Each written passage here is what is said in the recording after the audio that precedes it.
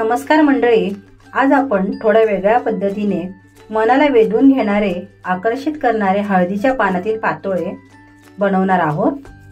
हे पातोळे खूपच मऊ लुसलुशीत झाले आहेत।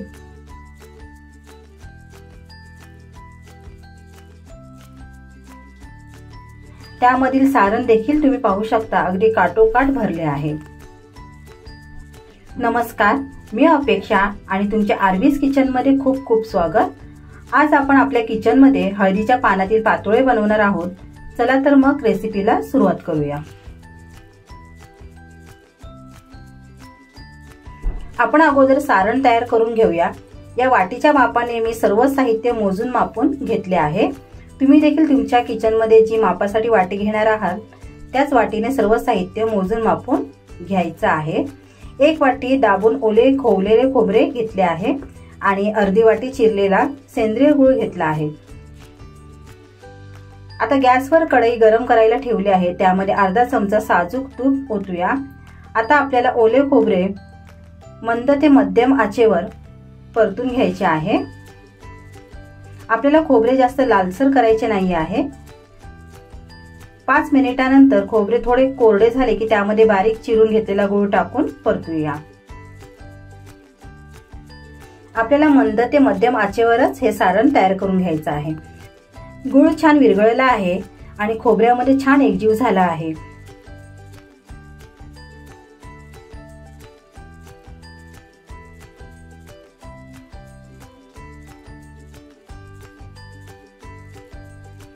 आपले हे सारण तयार झाले आहे। आता शेवटी एक छोटा चमचा वेलची पूड टाकून मिक्स करूया। वेलची पूड टाकल्यामुळे सारणाला खूप छान चव येते। आता हे तयार झालेले सारण थंड करायला ठेवूया। आता एका बाजूला आपण पातोळ्यांसाठी पीठ तयार करूया। गॅसवर एक टोप ठेवून 2 वाटी पाणी गरम करायला ठेवूया। या पाण्यामध्ये 1 चमचा साजूक तूप आणि चवीपुरता मीठ टाकूया। तुपामुळे पीठ हाताला चिकटत नाही आणि पातोळे छान मऊ लुसलुशीत होतात आणि मीठ टाकल्यामुळे पातोळ्यांना छान चव येते।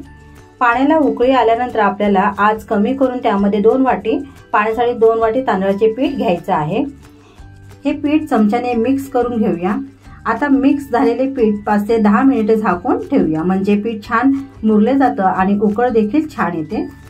10 मिनिटांनंतर हे पीठ दुसऱ्या भांड्यात ओतूया।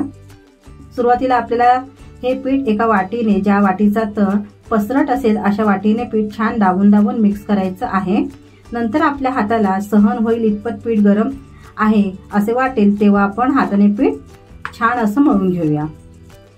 मी राशनचे तांदूळ घेऊन ते स्वच्छ धुवून पंख्याखाली वाळवून नंतर घरघंटीवरून बारीक पिठी दळून आणली।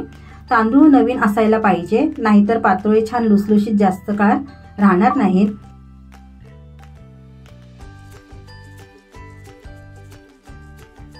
नंतर थोडं साजूक तूप लावून पीठ एकदा मळून घेऊया।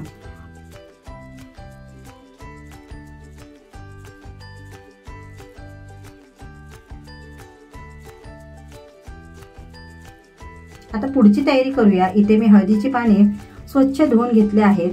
अशा प्रकारे आपल्याला गोलाकार कापून घ्यायचे आहे।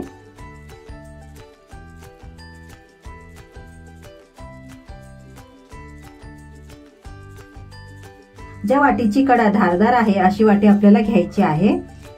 या वाटीची धारदार बाजू आहे ती आपल्याला पानावर ठेवायची आहे आणि वरच्या साईडने आपल्याला वाटीवर दाब द्यायचा आहे। वाटीऐवजी तुम्ही ग्लासचा वापर देखील करू शकता जर वाटी नसेल तर। त्या पानावर वाटीचा छाप आला की कात्रीने गोलाकार आकारात पान कापून घ्यायचं आहे। इथे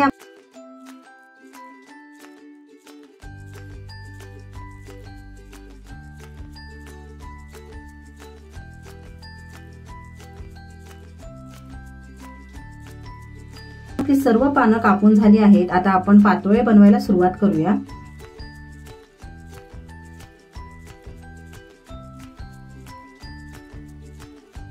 एका वाटीत मी पाणी घेतलं आहे। आपल्याला आता एक पान घ्यायचं आहे। त्या पानाच्या आपल्याला शिरा लागत असतील तिथे आपल्याला पीठ लावायचं नाहीये, तर त्याच्या दुसऱ्या बाजूला आपल्याला पीठ लावायचं आहे। म्हणजे थोडी प्लेन बाजू असेल तिथे आपल्याला हे पीठ लावायचं आहे। सुरुवातीला पानाला पाणी लावायचं, त्यानंतर लिंबा एवढा पिठाचा गोळा घेऊन तो त्या पानावर पसरवायचा आहे। अगदी अशा प्रकारे पातळ थर असायला हवा। जास्त जाड थर झाला तर खाताना पीठ लागणार। दुसऱ्या पानाला देखील अशा प्रकारेच पीठ लावून घेऊया।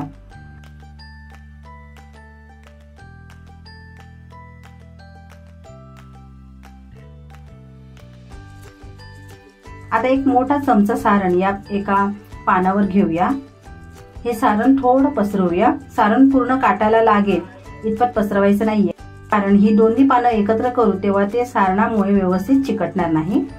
आता ही दोन्ही पाने आपण एकत्र करून या पिठाने दोन्ही पानांना एकत्र अशा प्रकारे कडा पूर्णपणे चिकटवायच्या आहेत, म्हणजे आपण या पातोळ्या वाफवायला ठेवू तेव्हा त्या एकमेकांपासून वेगळ्या होणार नाही।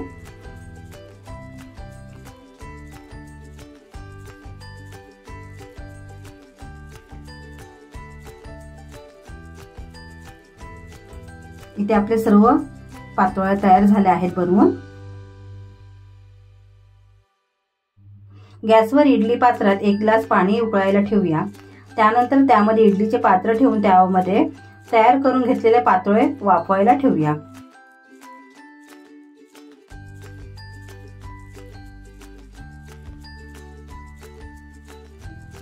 आता झाकण लावून हे आपल्याला मध्यम आचेवर 15 मिनिटे वाफवून घ्यायचं आहे। पाहू शकता आपले पातोळे इथे तयार झाले आहेत। तुम्हाला जर माझी आजची रेसिपी आवडली असेल तर नक्की लाईक करा, जास्तीत जास्त तुमच्या मित्रमंडळींना, नातेवाईकांना शेअर करा आणि अजूनही आपल्या चॅनलला सबस्क्राईब केलं नसेल तर नक्की सबस्क्राईब करा। धन्यवाद।